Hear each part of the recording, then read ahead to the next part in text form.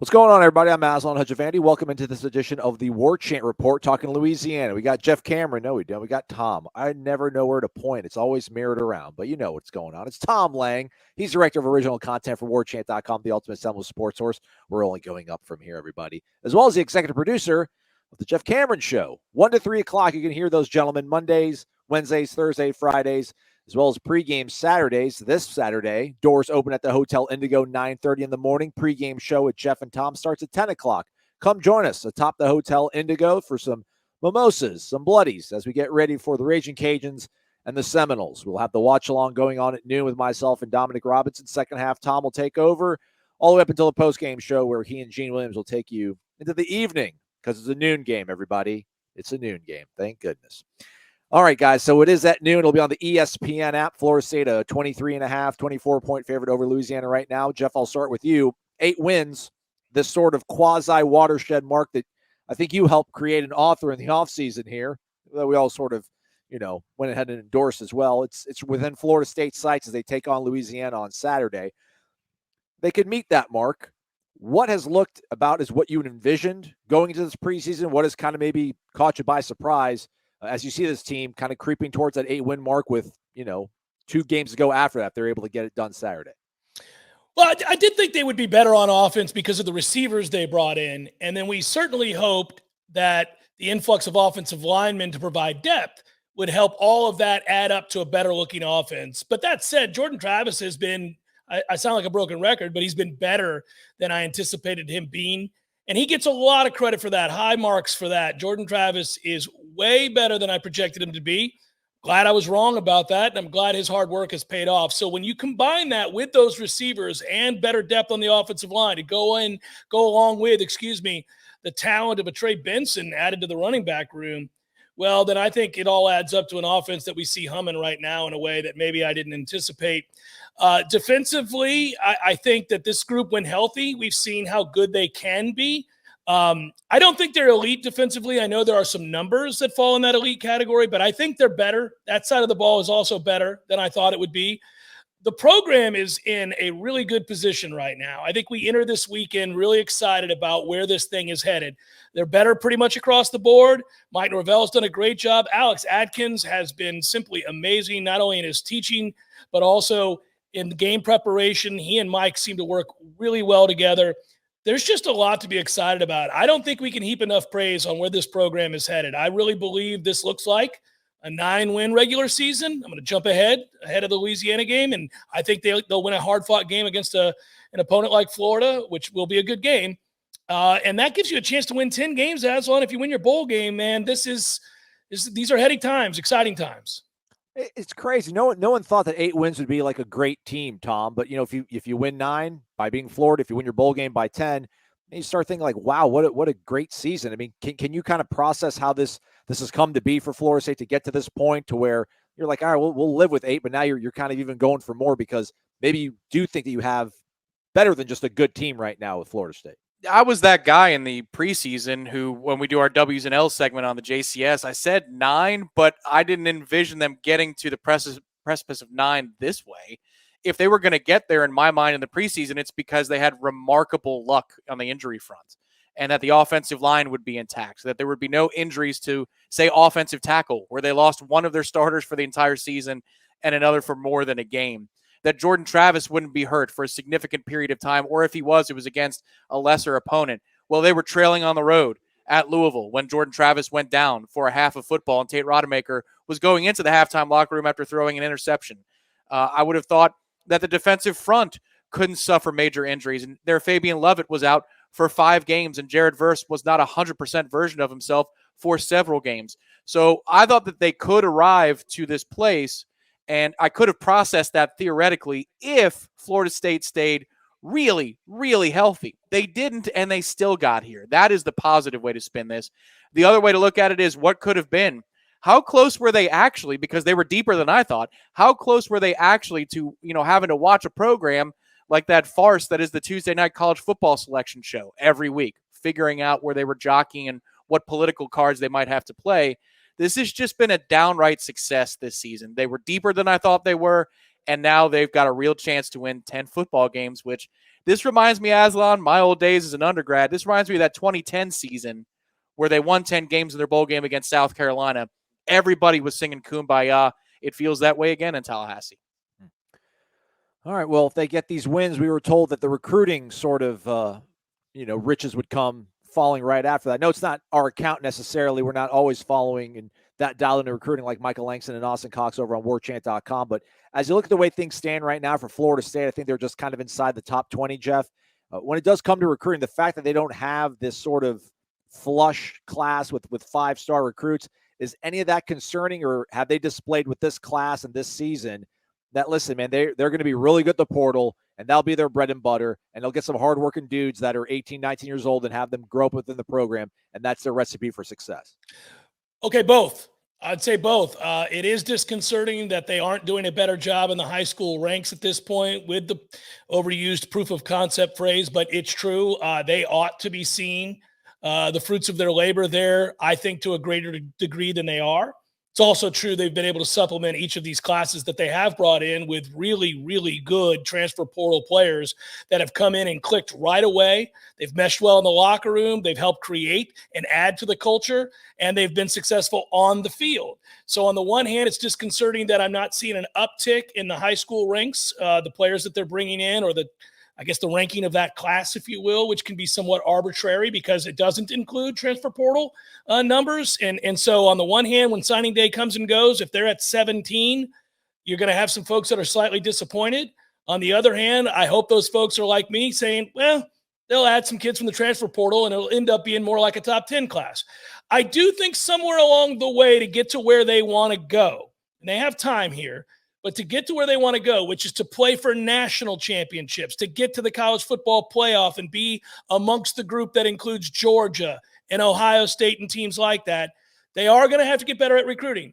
But this is the first really good season they've had. So maybe that comes now that they're winning football games. And that's the other aspect of this is the first winning season he's had. Now that he's winning and they're putting up numbers, let's see if that does affect the future classes, even if it doesn't have a huge impact on this particular class.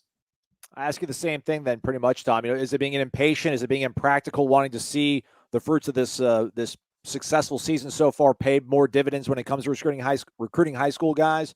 I think they've got 8 different players that have become ACC Player of the Week, and I think maybe Shaheem Brown's the only guy they recruited out of high school. Can you sustain a national championship caliber program by, maybe getting a little 1 or 2 guys here in high school, but then getting it mostly from the portal? That's a really tough question because it's a new age of football and the rules are changing. So maybe it's possible that you could build a program and sustain it with the portal being, 50% of the pie chart with, high school incoming players, and that 25 in terms of the new counting scholarships that you want to bring on board every single year. It's a tough ask, though. I think the more reliable way to build a program and a culture is to make sure that you foster relationships the old school way, which is through high school. And I know I grit my teeth, too, as I say it, but year one was a COVID year, and Mike Norvell was totally screwed when it came to, capitalizing on the new car smell that is taking over a program and selling hope. By the time he could foster relationships in the high school system, they were already losing a lot of games in his second year, including one, an unforgivable one, to Jacksonville State. And that killed any momentum that they might have had in last year's recruiting cycle. So some of this was damage control by his own doing. Some of this was damage control by an act of God and a pandemic. And so that's what they're trying to pick up the pieces for right now. And the final casualty of that is probably this 23 high school recruiting class. But let's just be honest. If we're sitting here next year, middle of November in 2023, and they're hovering between 17 to 20 in the On3 consensus rankings, in the recruiting rankings, that's not good enough. But this year, I think you got to dip into the portal one more time for a bridge, and then we'll see if the portal is just going to be a part of the equation moving forward. But high school's got to be a hell of a lot better, and I think they still get a minor pass this year. But you never know. Maybe some of these wins down the stretch foster the fan base to hit up the collective, and maybe you have some 11th hour things going your way instead of against you like last year did. All right, well said. Let's bring it back to the here and now. Then let's look a little bit closer at this Louisiana game. Again, noon, ESPN app. We'll have the watch-along going on for you throughout the entire game. Pre-game show as well, 10 a.m., Warchant TV if you can't join us atop the Hotel Indigo. The Ragin Cajun defense has only allowed one team to score over 30 points this entire season. the Southern Miss Golden Eagles, in case you didn't know that, Jeff, which I know you know because you do the college football show right here on the YouTube channel as well. Do you want to see Florida State continue this sort of high-octane output they've had here coming out of the bye week? Is that important going into a game like this and continuing that? Or do you maybe want to have a stinker, if you will, before a real big game against Florida? Get it out the way, if you will.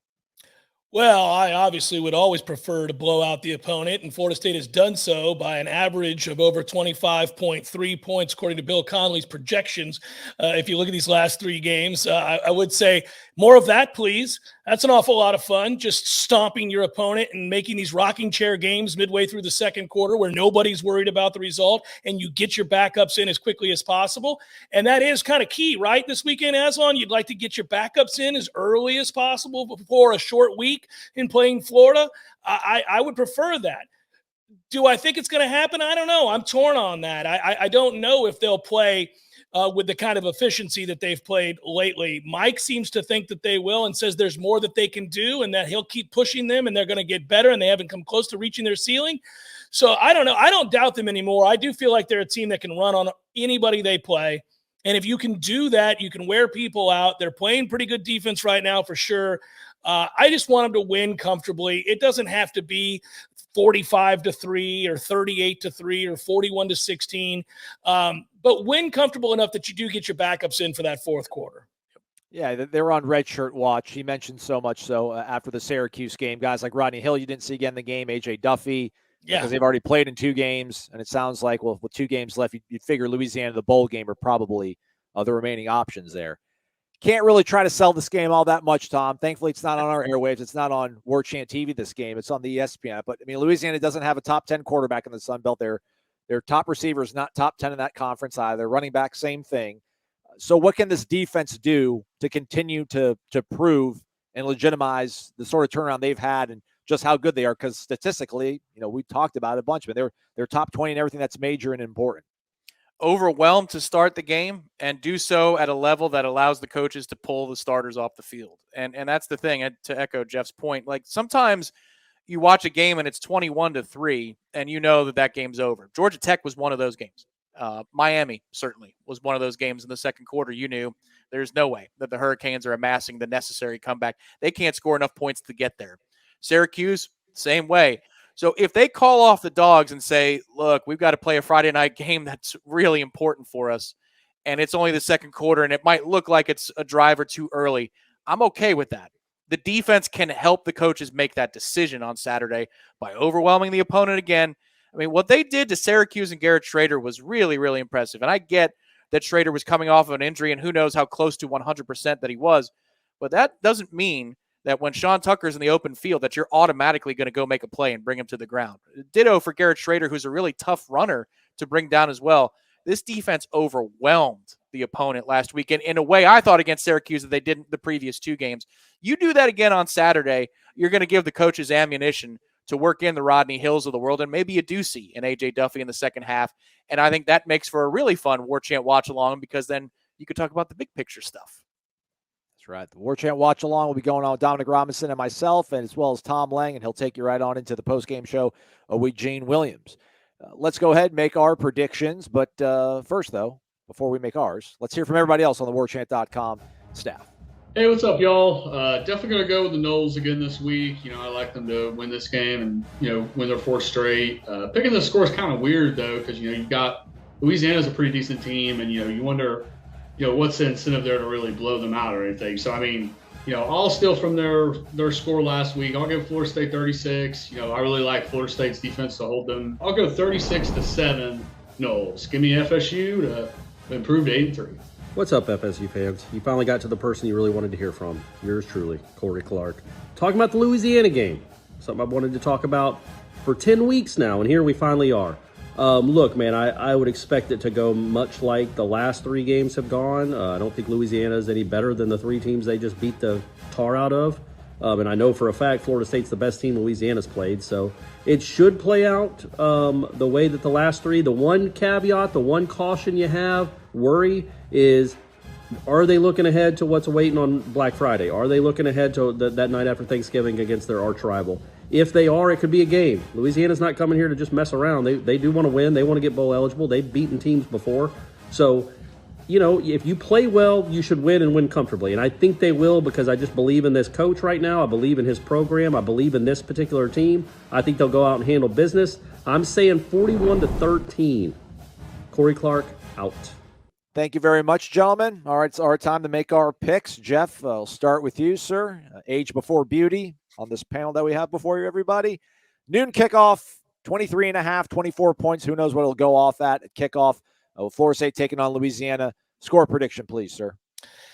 I have a hard time with the score prediction here because I wonder if they'll just run clock if they get up big and try to shorten the game. I would, but I'll take Florida State 37 and Louisiana 13. Tom? Yeah, this is a tough one. So Vegas has the total at in the low 50s. I figure they know something about what Florida State's plans are to remove players and things like that. So I'll try and get to that total. Let's go Florida State 38, Louisiana 13. There you go. It's like are we playing the prices right? You just screwed me. Yeah, $751. Florida State 41-10. Okay. 41-10. So we're all over the board on that. I don't want to riff for too much longer, get you guys out of here, but just, you've been doing this so much longer than I have, obviously, Jeff, and looking at this team, we've seen 10-win teams here at Florida State in recent memory. You mentioned the 2010 season as well, Tom. I'll let you get in on this as well. Man, this team looks so solid right now. I mean, offensively, when doing the watch along with Corey, it's like they fumble the ball and he's like, oh my gosh, you can't fumble. You're going to let bad teams hang around. It's like, dude, it's okay, man. Like, they'll get the ball back and they're probably going to score on it because that's kind of what they've done. Have you had to recalibrate and learn how to watch and enjoy Florida State football? Because it almost feels foreign to me to see how good this team looks. Like, there's no reason to not buy into it. But part of me is like, it can't go this quickly, but it hasn't been that quickly. It's been 2.5 seasons. How has this all been for you this year, kind of watching this unfold? Yeah, and this is where being old does help a little bit. It's the only place being old helps. I have watched them be an elite program, the likes of which the country aspired to be. I watched them fall from that pedestal as the preeminent program in all of college football and fade into the lost decade, sadly. Was on the air for that. And then watched it get taken over by the head coach in waiting, Jimbo Fisher, who then turned it around into a national power yet again. And there were always telltale signs of both the rise, the fall, and the rise, and then again the fall. And we've seen the telltale signs of a real rise here. And I've just been able to enjoy it because I have trusted them for several weeks. I really think coming out of, and Aslan, I said this on the show, I thought coming out of the Clemson game that we would find out what we needed to know about this team in the remaining 5 games. And I also felt very good that they would win at least 4 of those, if not all 5. And the reason I said that was I saw signs that they were coming together, getting healthier, believing in one another, working hard, and meshing. And I've seen that before. Don't always get it right. I get a lot of things wrong. But this team is that. They are a legitimately good football team. And when you watch them, they can make a mistake and you can say, it'll be okay. Now, the competition gets a lot better when you play Florida, and we'll see who they play in the bowl game. So the degrees to which you trust them in those moments might change. But I don't waver on the statement that Florida State's a good football team again. They are good, and good teams deserve a little bit of a leeway when they make some mistakes. That's where I'm at with this team. I think special things are on the horizon. It just seems like, Tom, 2010, they were 10-4, 2016, they were 10-3. And listen, man, I'm going to go down with that man until the end of time. Like Jimbo Fisher, just have a lot of love for what he did for the program. Man, this team looks better than those teams did. It's crazy. I can't believe it, man. We're here, though. It's a combination of being modern, but also being physical, which is old school. That's the thing that this offense is. It's so fun to watch.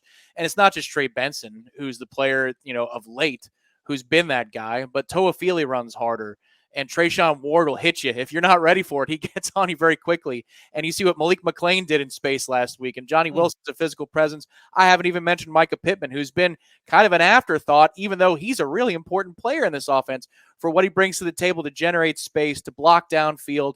and obviously the improvements in the punt returning game. I mean, you're listing so many players. I think that's maybe part of it that makes this team so fun is most every week there's a different guy in the passing game, and then for different segments of the season, different dudes on the ground at running back that have made the big change or made the differential plays for Florida State. It's a group effort. They all have chips on their shoulder, but they're all likable and they're unselfish. This reminds me so much of that 2010 season where coming out of an undergrad experience in the lost decade, Florida State did not beat a rival once at Doak Campbell Stadium in my 4 years at Florida State. Then you watch 2010. They go down to Miami and they lay the wood on the Canes. And then 31-7 at home against the Gators. That season was the catharsis of all catharses that I've ever had as a Florida State fan. And I think a lot of the kids that are watching Warchant TV, shout out to you undergrads right now, they don't recognize this football program. What the hell is this?